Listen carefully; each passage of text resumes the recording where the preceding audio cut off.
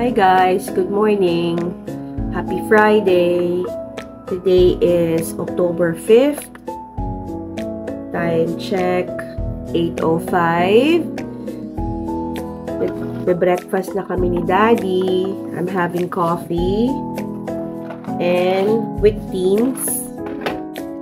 Si Daddy ay kakain ng Lucky Me bulalo. So, today is our weekday 5 of quarantine.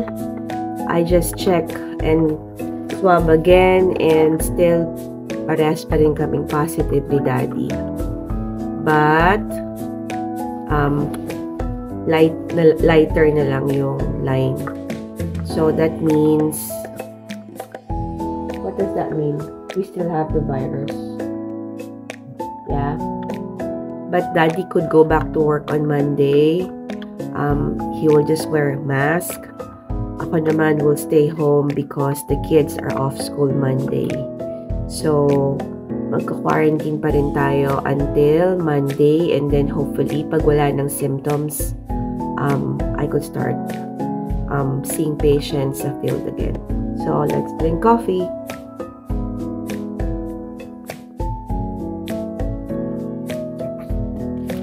Kids are already in school. Kami na lang ulit dito ni Daddy. Today, tinamad kaming bumaba para kumuha ng breakfast. Kaya kung ano lang yung meron kami dito sa loob ng kwarto, yun lang.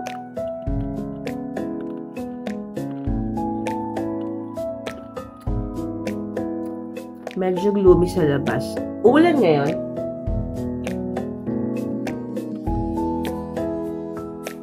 Ayan ang situation sa labas.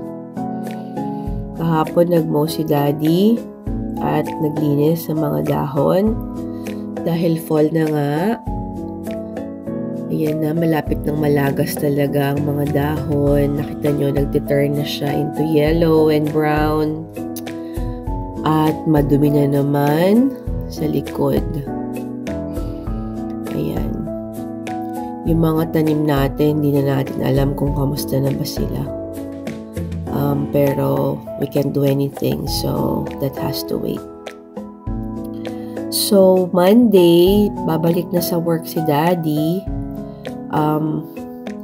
Pwede na siyang pasyente ulit, provided nagmamask siya. And then ako naman dito pa rin sa bahay dahil off ang mga bata from school.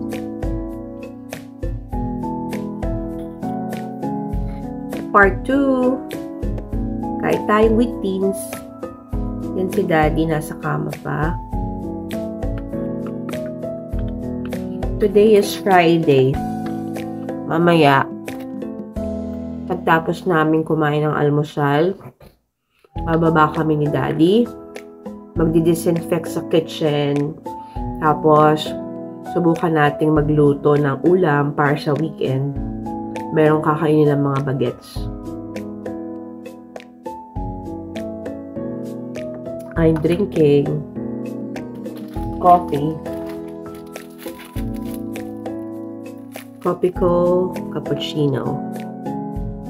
Yan.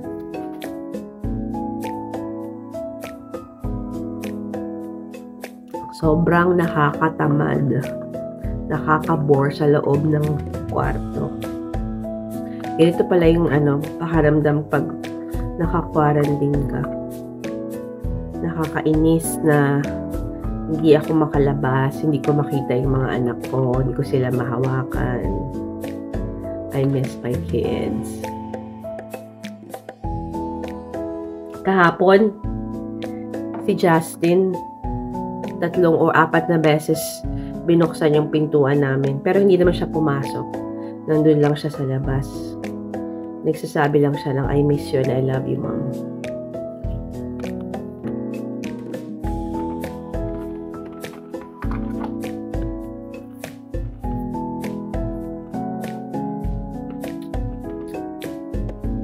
Tapos naman,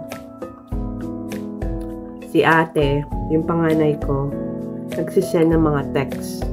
So kahit papano, naiibsan yung pagkamis natin sa kanila. Alexa, turn off timer. So, ayun. Ayun, mahirap eh.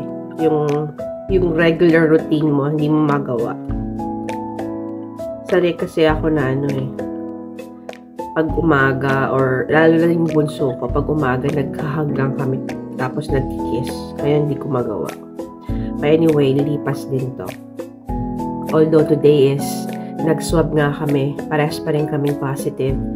So, kahit na tapos na tayo dun sa 1 week ng quarantine period, mag-iingat pa rin tayo sobra dahil ayaw nating mahawa ang mga anak natin. Especially yung si ate, kasi si ate is magte-try out ng volleyball sa Friday. Hopefully, okay na siya by then.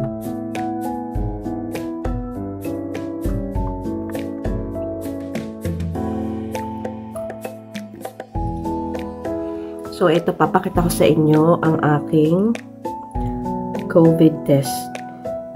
Yung ibabang lines, sobrang clear. Yung sa taas naman, parang maliit na linya lang. Pero ibig sabihin kasi niyan, positive pa din. So, ito yung positive results. Negative yung sa kabilang side. Yung sa akin, yung ibaba, yung mark niya sobrang tingkad.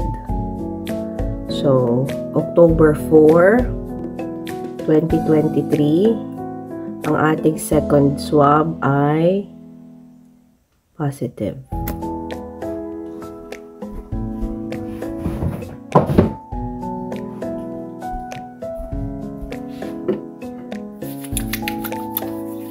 Tapos ito, pag bumababa tayo, gumagamit tayo ng N95.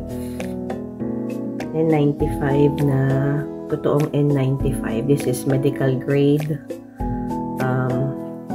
Provided to sa amin sa work nung kasagsagan ng COVID.